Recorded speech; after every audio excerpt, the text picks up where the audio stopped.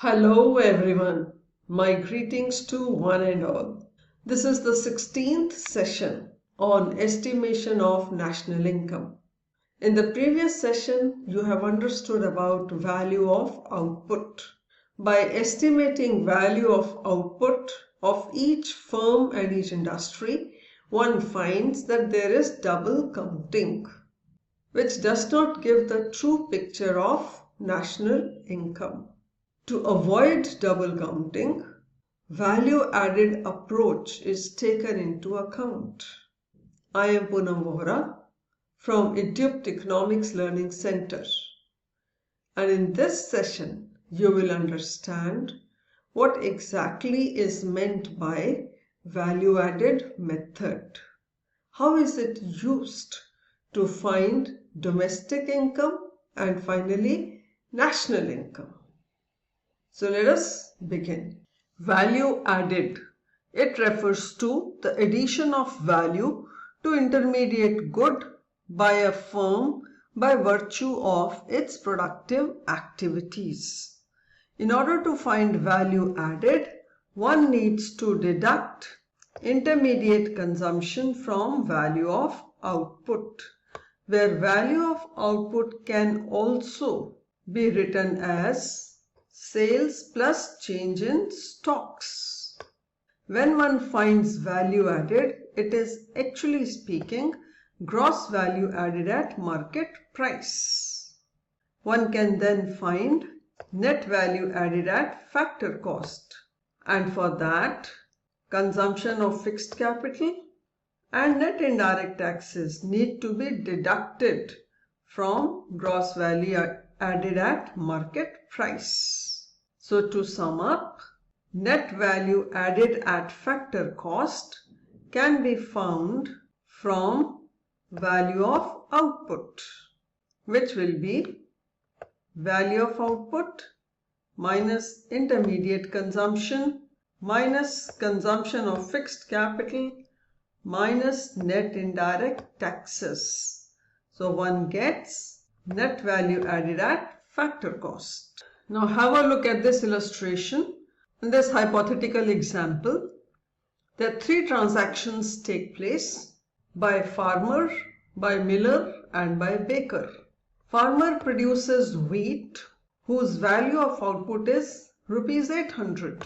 So value added is also 800 since he has not purchased any inputs from the market.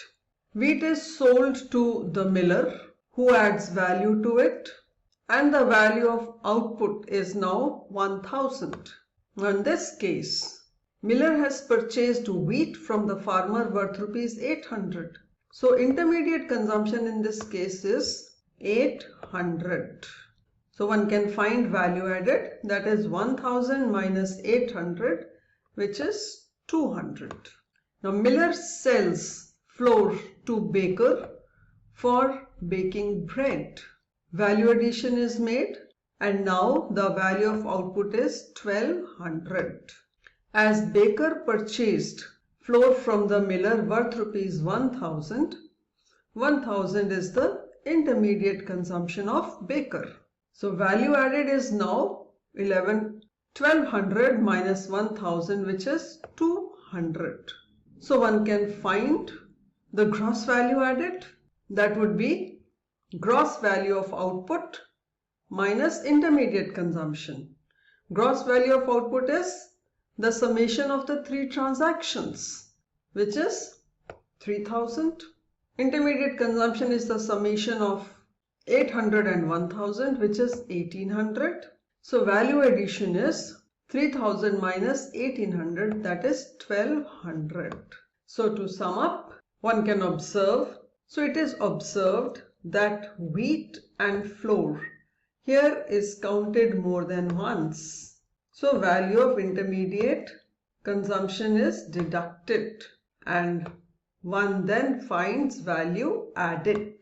You have just learned that there can be double counting, so it has to be avoided. There are two ways to avoid double counting. One is by adopting final output method.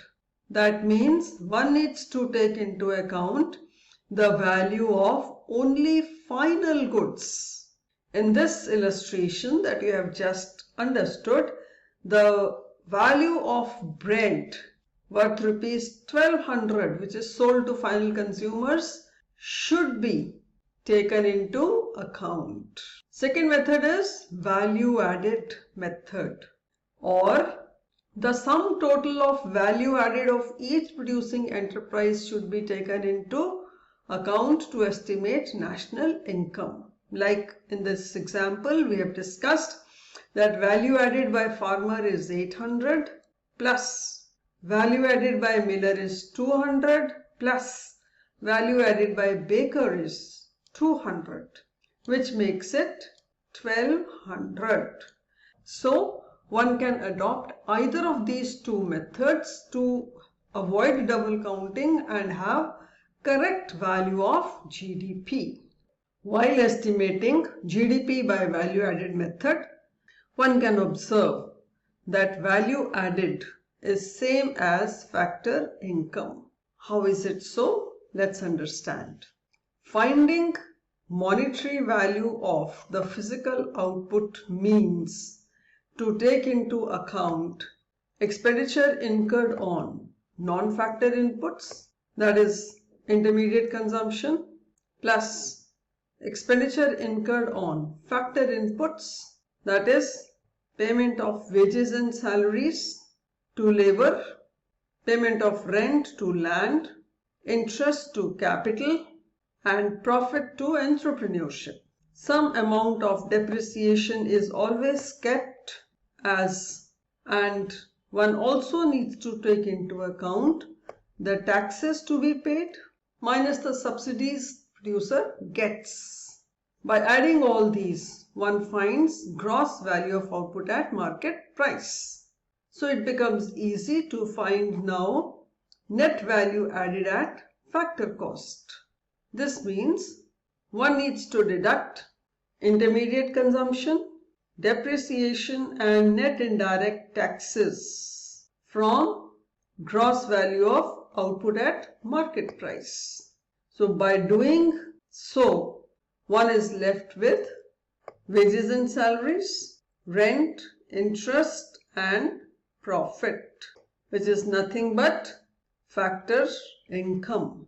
So net value added at factor cost is equal to factor income. Now assess yourself and try to solve this numerical. You are required to calculate value added by firm A and by firm B.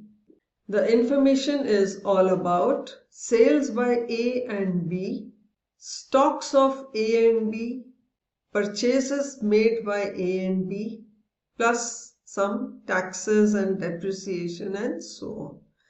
These values are in crores of rupees. I'll just read out the question for you. Items are sales by B to government 100, sales by A 500, sales by B to household 350, change in stocks of A is 20, closing stock of B 40, opening stock of B 30, purchase of A from C 320, indirect taxes paid by both the firms 75, consumption of fixed capital 120 and sales by A to B 200. How will you solve this question? Write on the formula once again. In order to find value added by firm A, just pick up the sales by A and add change in stocks of A and deduct intermediate consumption of A.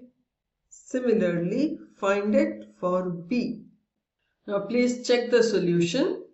Sales plus change in stocks minus intermediate consumption is the basic formula that you need to write first. Then find out value added by firm A. Now you need to mention the sales by firm A to whomsoever. In this case, sales by A is 500.